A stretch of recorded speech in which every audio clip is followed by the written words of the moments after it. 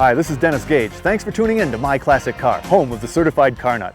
Our backdrop this week is the Black Hills of South Dakota and majestic landmarks like Mount Rushmore. Our host is the National Impala Association, which is holding their international convention in and around Spearfish, South Dakota. This 5-day event attracts Chevrolet Impalas from all across North America. Joining me now is Dennis Nas, the president of the National Impala Association. Welcome to South Dakota. Great to be here. Nice place you got here, Dennis. You bet. Glad to have you. Quite an event, too. How many years has it been going on? This is our 14th year in South Dakota. But it goes back a bit farther than that? Yeah, it was founded in 1980. Now, is it strictly Impalas? No, we cover the Bel Airs, the Biscaynes, also the 5960 El Caminos. So a full-size fest. Full-size fest. Now, how many cars do you have here? We have approximately 100. Coming from? We have, I believe, 18 states represented and one Canadian province.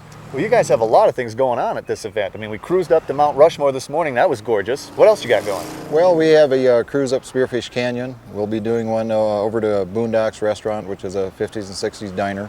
We also go to Pactola Reservoir, which is a scenic overlook.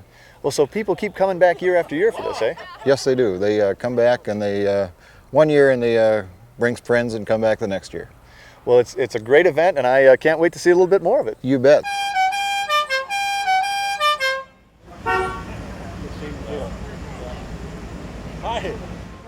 The show and shine portion of the National Impala Convention is held on the charming downtown streets of Spearfish.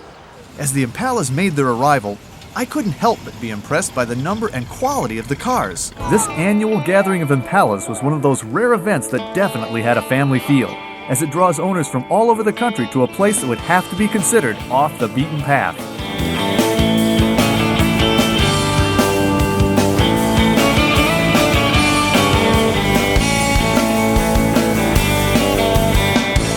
Well, Doyle, this is a pretty rare car, 61 SS. 61 Super Sport. There was less than 500 of them made 37 years ago. Wow, so I bet there aren't too many now. Not many, and this was a sports car and a family car back then. They were used for everything. Well, and I can see it came stock with the drive-in movie trunk. Pretty much. On dollar night, you can get a lot of people in there. And it has a lot of other options on it that are kind of unique, too. It's a factory 4-speed. The factory 4-speed was very rare. Of the 500 or less Super Sports that were made, there was very few came with the 4-speed console and the grab bar, pretty similar to the 62 that came out later. Now, you also got the monster under the hood here. This was the last year for the original 348 engine that came out in the 58 Impala. This was the 350 horse, 3.2 carbureted 348, the last year before they switched to the 409 that the Beach Boys sing about. George, I got to tell you, you own what is my favorite Impala. I'm a sucker for these 58s. Thank you. And part of what I love about this one is under the hood, you've got the official 348 tri-power. Is that right? Correct. Yes, it is. How many horsepower in that? This is 280 horsepower with a 3.2 setup on it. I mean, that's the most desirable option, isn't it? Yes, it is. Now, this is pretty well all stock. Yes, this is the first year of the big block from Chevrolet. Uh-huh. Excepting perhaps for this air conditioner? Yes, everything is stock with the air on it. It's an add-on after air. This car is equipped with, of course, the radio. It has power steering, power brakes. It has the ashless ashtray, which was an unusual option in 1958. And that, what did the ashless do? Well, this, you could take your cigarette and just tap it there on the ashtray, hit the vacuum switch, and the vacuum would suck it over here into this fruit jar, and then the fruit jar would collect all the ashes. Well, Bob, this is one wild wagon. What is this? It's a 1968 Caprice Estate wagon powered by a 427 cubic inch engine. Who was the maniac that ordered this thing? Well, Dennis was, I bought it from the original owner, an elderly gentleman back in Winnipeg, Manitoba, Canada. And he obviously optioned the vehicle out right up to the hilt and used it for something, I'm not sure what. Well, let's open her up. Sure. A 427, 385 horse turbocharged. Yep. And you're from Canada yourself. Yes, yep. So how far did you come to this event?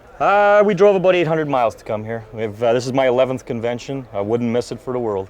It's a great convention. Well, we have a great time here. Well, when I heard this thing go by, I thought, what is that? Well, I saw the badging on it, 427. I couldn't believe it. It is an original 427, but the motor I've got warmed up a little bit. I'm running a little bit of a cam, some headers and that. I race the car, we show the car, we do the family thing with it. It's multi-purpose. Yeah, multi-purpose.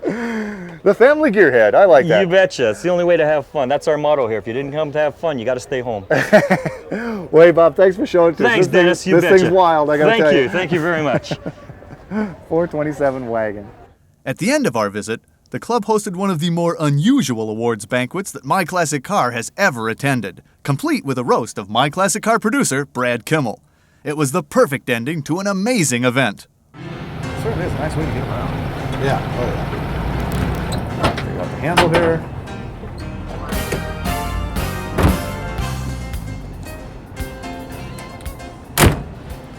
Well, today I'm in Southern California with Duesenberg legend Randy Ema. Glad you're here. Randy, it's great having you on the show. Now, you're pretty much the keeper of the flame of Duesenbergs, aren't you?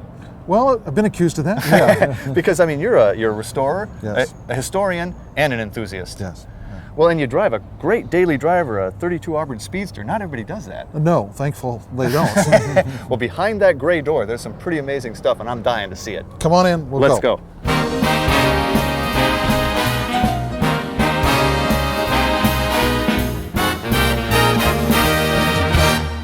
Dennis, come on in here. Let me show you what the Duesenberg factory represents today. So this is where it all resides now, eh? Yes, everything is here. All of the original drawings, patterns, tooling, purchasing records, on and on. There are roughly 25,000 Duesenberg drawings in here.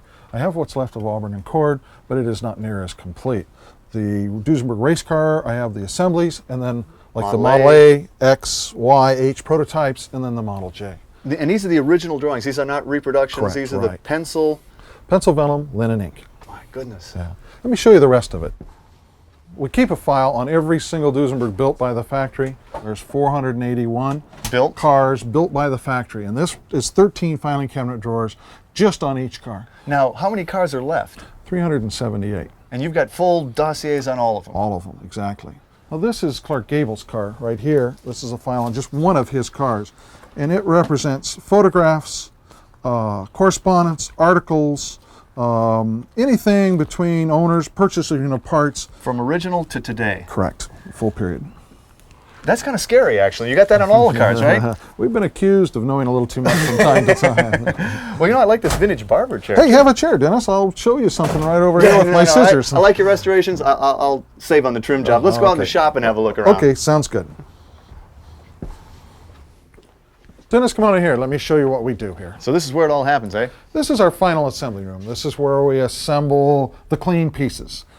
A lot of frames. I can't identify any of them. Right. I was just going to say, this is a Model J Duesenberg. It has a four-door convertible sedan body built by Kirchhoff in Pasadena. Just have to use my imagination on that. Right. And what do we have here? 33 Auburn V12 Speedster. And would this have been the original color of that frame? Car was 100%.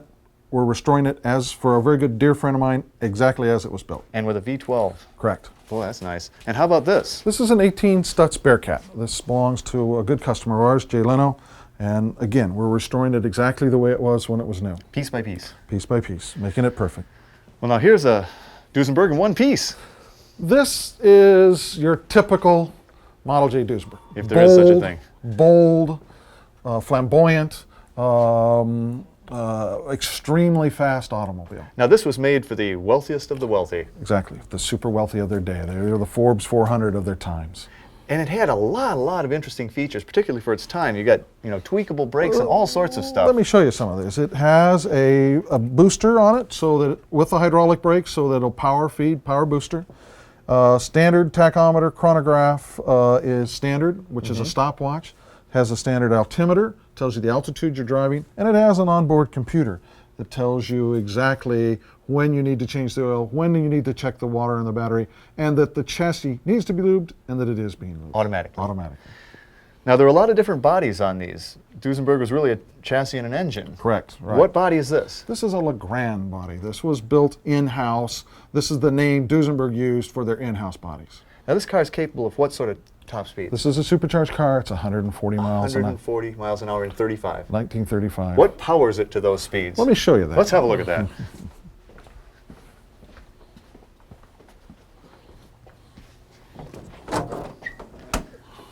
Whoa, that is huge. It is a 4-valve per cylinder, double overhead cam, straight 8, 320 horsepower supercharged. It's a naturally aspirated, blown version. Wow. 140. 140. and it will throw you in the seat and take off and fly. Yowza. Now, where do you get parts for something like this? Oh, glad you brought that up. Let me show you. We make them here. You make them here. Well, I guess you'd have to. So this is Parts Central. Dennis, this is where we house all of our original patterns, our finished castings, and our final products. And then from here, we distribute wherever we need to go with them. So you can make almost any part off of Duesenberg. Exactly. We have over 1,000 original patterns. So, here's a sample right here. This is the original trunk rack bracket. This was made by Duesenberg. It's in wood, and it is the pattern for this bracket here that goes for the trunk rack. I've made a copy of the drawing, just a quick photocopy for the machinist. Of course you have the drawing. Sure, of the machinist, so he knows how to do the final holes. You'd be in real trouble if you didn't have those patterns. Yeah. And you make most of these parts for your own restorations? Most of it's for our own restorations. We do help a few occasionally with somebody. We used to do more, but it just got too time consuming for me. Well, this has been an incredible tour, Randy. Well, Dennis, it's been an honor to have you here. It really has. I've always wanted a Duesenberg. Well, start saving. Yes, indeed. Or start the Buy Dennis a Doozy fund. Yes. Send your checks to Buy Dennis a Doozy. Yes. I'll buy the P.O. box for you. Yes. Well, Randy, thanks so much. It really has been an experience. Thank you for coming, Dennis. Maybe we can go for a cruise night over. Hey, let's go. Let's go. Still got that barber chair. Yeah, I know. I've heard the barber chair thing before.